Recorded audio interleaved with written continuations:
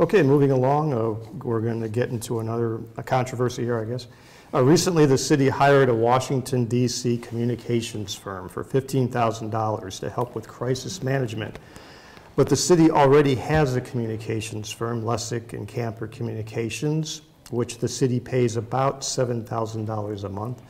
Does the city need a communications firm, or what should the city do, if anything, about its communications? And we'll start with Brian. So, in the right context, I don't think there's anything wrong with having a communications firm, or if you do it in-house. You know, I think the majority of things in Beachwood, there's a good story to tell, and it's important that people hear that. And I'll go backwards. I don't. The K Global, I wasn't. You know, I'm not on council right now, and I don't know exactly what was discussed when they were hired. So I guess I'll wait and see whether that we got the $15,000 value from that. I don't. I suspect we didn't. As far as the the Lessick camper contract, you know, originally that was meant as a gap filler, at least to my recollection, when we had no economic development department for a while. We had, it was during my prior time at council, we completely started from scratch, hiring new economic development, building it from the ground up. But there was a lag there in between the previous and the new, and we wanted to make sure we were still out in periodicals and economic development. So Lessick Camper was a good solution. I thought it was a short-term solution. I didn't realize that was going to be the long-term plan, even after we established the economic development committee the department.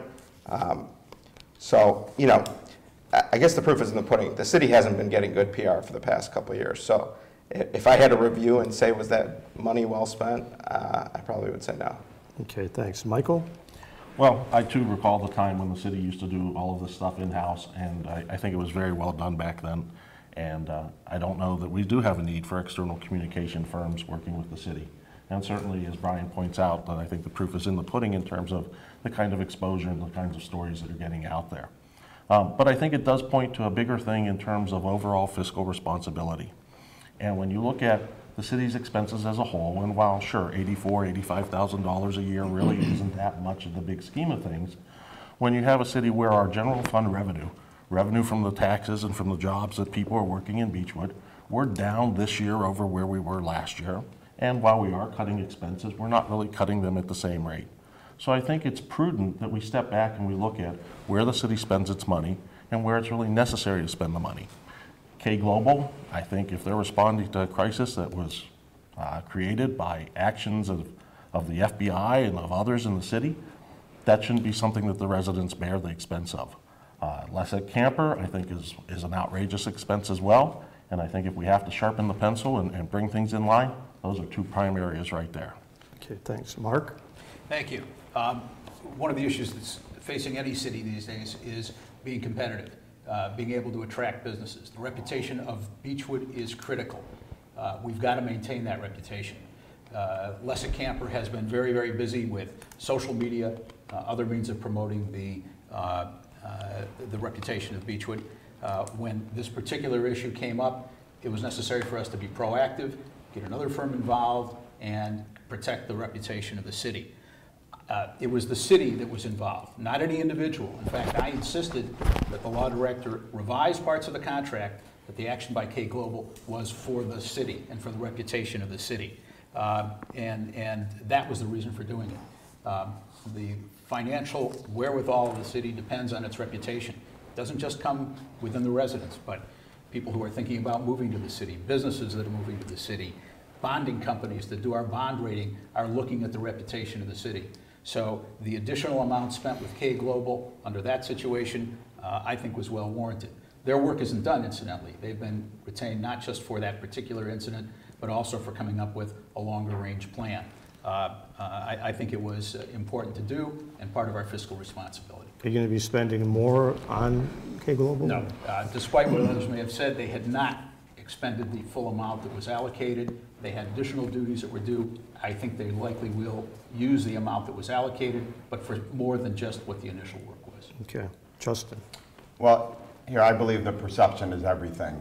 And it might have been necessary to have a company such as K Global But at the same time, with the amount of scrutiny that the city has been under for the last several months, had I been on council, I don't believe that I would have supported at that time retaining K Global.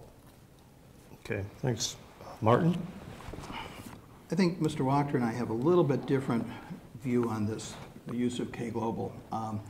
If you go back to the day the subpoena was issued, which I believe was a Tuesday, it was known in the community by Tuesday night that the subpoena had been issued.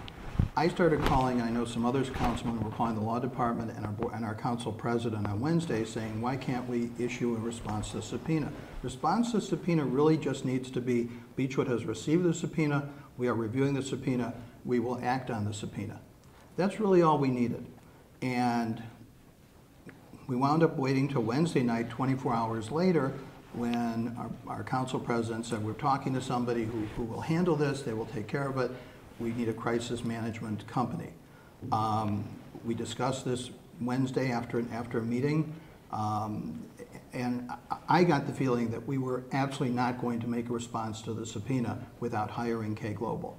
We all agreed that it would probably be worth at least exploring what they could do for us.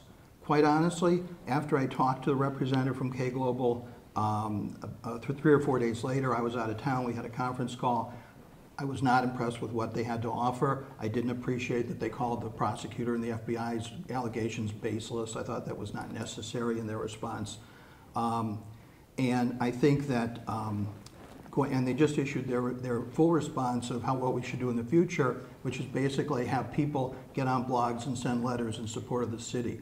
I have no intention of supporting anything further with K Global. As far as I'm concerned, we can get that done locally. Okay, Barbara. I believe this also goes to the question of, fiscal responsibility and a Lessig firm being hired. I wasn't part of the discussions. I assume my understanding is that they had good reasons to, as part of the economic development plan, but whether it's going to be an ongoing contract or not, I think is something the council is going to be studying and should be studying whether they should continue that contract. With respect to K Global, I don't see that it was necessary unless, as Brian says, the proof is going to be in the pudding, but I think the city should have been able to handle it on their own with the assistance of the Lessig firm, even though they're not a crisis management firm. I don't think this should have been necessarily even considered a crisis. Okay. Well, does anyone would like to add something? Brian? I think with anything with these experts, and one of the things I found during my time on council is it's great to have people who are experts in the field, but you have to be willing to listen to them. And oftentimes I found that recommendations would be made and just ignored. If it wasn't something that people agreed with, then it was just written off.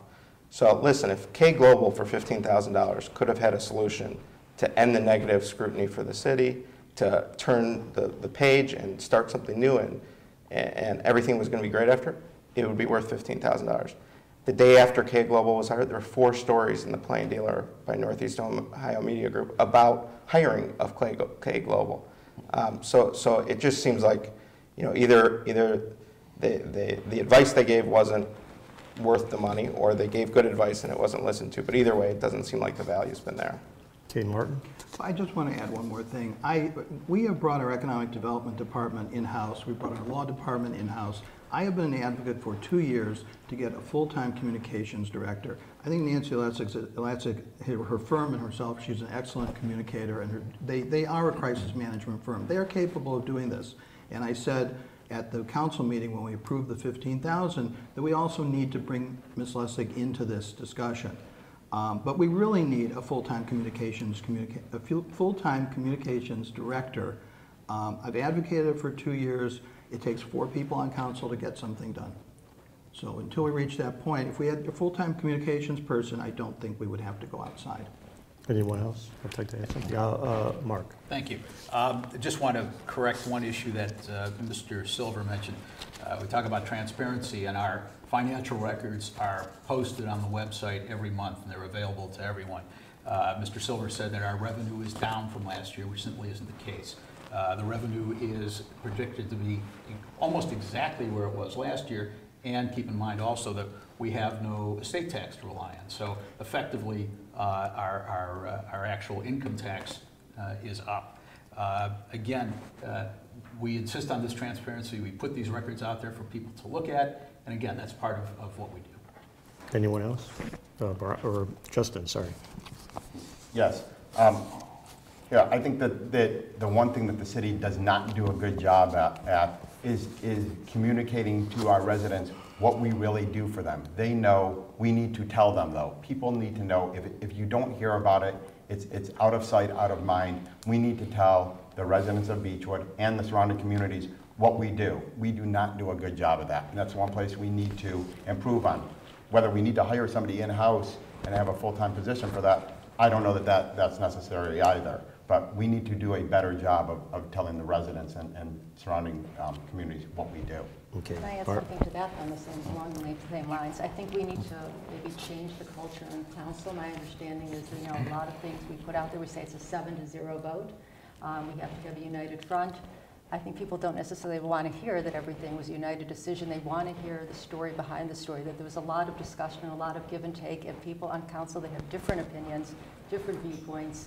Even though it takes a 4-0 vote, I think that they should know that oftentimes the decisions are made 4 people in favor of something and 3 people against it, and that there was a give and take discussion before they made those decisions. I think that's part of the communication, and I don't think it lessens the value of what the final decision is. I think people want to know that there was thoughtful, careful deliberation on all of these issues, and they were viewed from different viewpoints to come up with the best decision. Michael?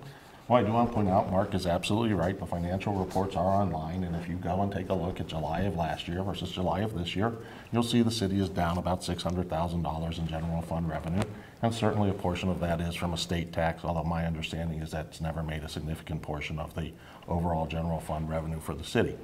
I do want to point out, relative to Lysick Camper, however, and I do find it sort of ironic that they're promoting Beachwood on social media. Yet on the day of the actual 100th anniversary of Beachwood, there was one person who made a social media comment, and that was Steve Rosen. There was nothing else out there about the actual 100th anniversary of Beachwood. Yet, that's our social media firm. Okay, thanks.